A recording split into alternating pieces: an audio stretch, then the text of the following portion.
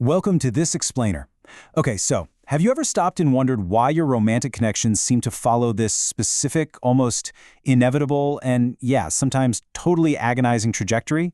Today, we're taking those complex blueprints of your emotional life cycle and turning them into a real journey of self-discovery. We are unpacking the architecture of emotional attachment. Basically, we're decoding the specific ways we literally wire ourselves to other people. If you've ever felt like your relationships run unusually deep or, intensely fast, you are absolutely in the right place. Let's kick things off with a pretty provocative question to anchor our exploration. Why do some relationships trigger our deepest, most hidden fears? Because, look, understanding this isn't just about reading some dry data. It's about making sense of that wild internal landscape you navigate every single time you fall in love.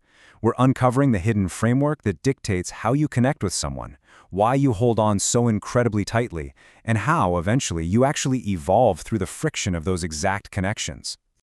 Okay, let's dive right into Section 1, the instant deep connection and the setup of intensity. This is all about that initial breathless rush of finding someone new. So when you form emotional attachments quickly, it actually creates this fascinating split in reality. To you, on the inside, it feels like a tidal wave, right? It's profoundly deep and highly significant from literal day one. You're basically building a whole universe with this person in your head almost immediately. But to your friends or family watching from the outside, it just looks quick, sudden, and maybe even a little reckless. They see this fast-moving fling while you feel like you've just found the missing piece of your soul. Forming attachments this fast creates this insulated private reality that feels vastly more profound to you than it looks to anybody else. And the wild part is, you don't just stumble into these high-stakes situations by accident. You actually actively seek them out. You are practically wired to prefer intense, private, or emotionally complex relationships over the simple, predictable ones. That quiet, easygoing romance? Well, honestly, that often feels kind of boring to this specific architectural type. You're naturally magnetized toward the deep, turbulent waters instead of the safe, shallow end of the pool. It's that exact craving for complexity that sets the stage for everything that follows. Which brings us to Section 2, the weight of investment, or when love is never casual. Let's look at how that initial, complex spark solidifies into a seriously unshakable bond. A truly defining insight of this architecture is that love may rarely feel casual or temporary. For you, that easygoing middle ground, it practically doesn't exist. It's totally an all-or-nothing build. Think about it for a second. When you are in, you are entirely in, pouring your complete emotional foundation into this single connection. You aren't just dating to pass the time. Every single connection carries this heavy expectation of permanence, which honestly makes the stakes incredibly high right from the get-go. But of course, that incredibly tight grip comes with a significant cost. Because your emotional investment is so absolute, your internal radar for potential threats becomes highly calibrated. Almost painfully so. You become exquisitely sensitive to 3 specific triggers: a drop in your partner's attention, subtle shifts in their affection, or sudden fluctuations in their emotional availability.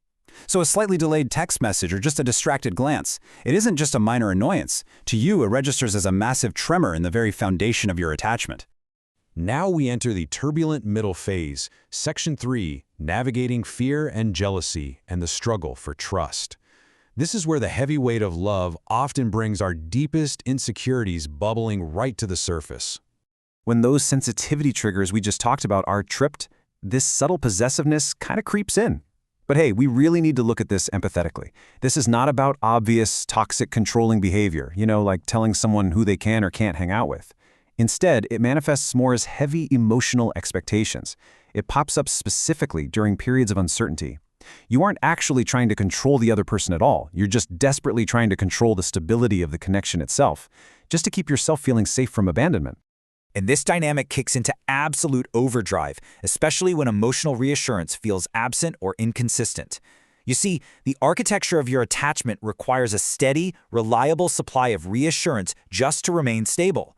It's literally the mortar holding your emotional bricks together. So when that supply is cut off, or even just gets unpredictable, the alarm bells naturally start ringing. You start frantically seeking proof of love, really just to quiet the anxiety in your own mind.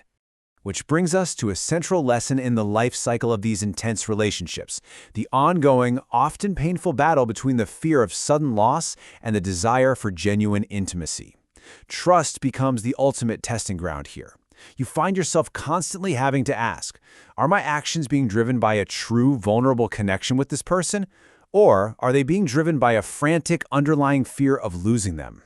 These two powerful forces are constantly competing for dominance, and man, untangling them takes profound self-awareness. Slowing things down a bit, we move to Section 4, detaching from past loves, and the echo of connection.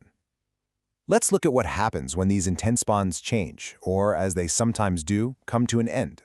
Because your attachments are built so incredibly fast and held on to so fiercely, tearing them down is, well, it's really tough.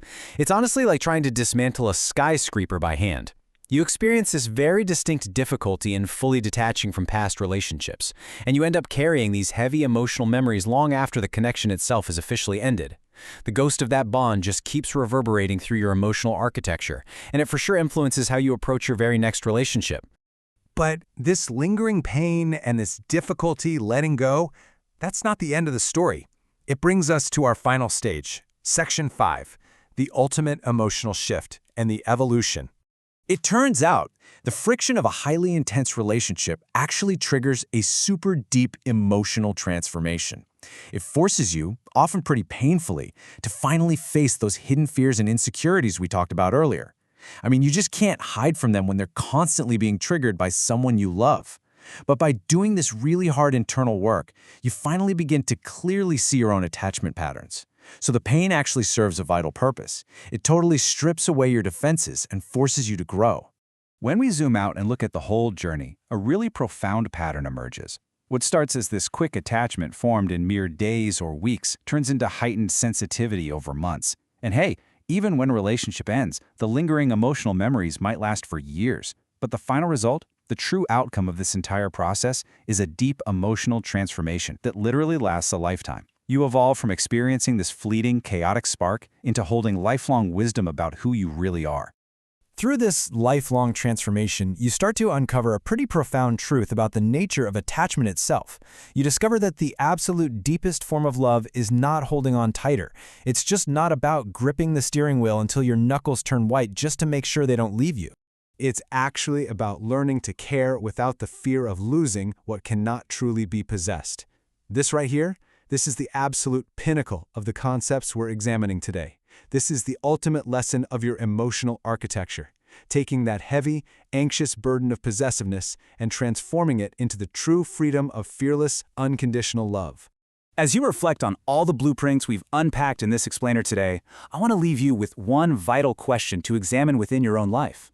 Are you loving out of genuine intimacy or out of a fear of loss? Answering that honestly, well, it might just change the way you build your relationships forever. Thanks for hanging out with us, and we'll see you in the next explainer.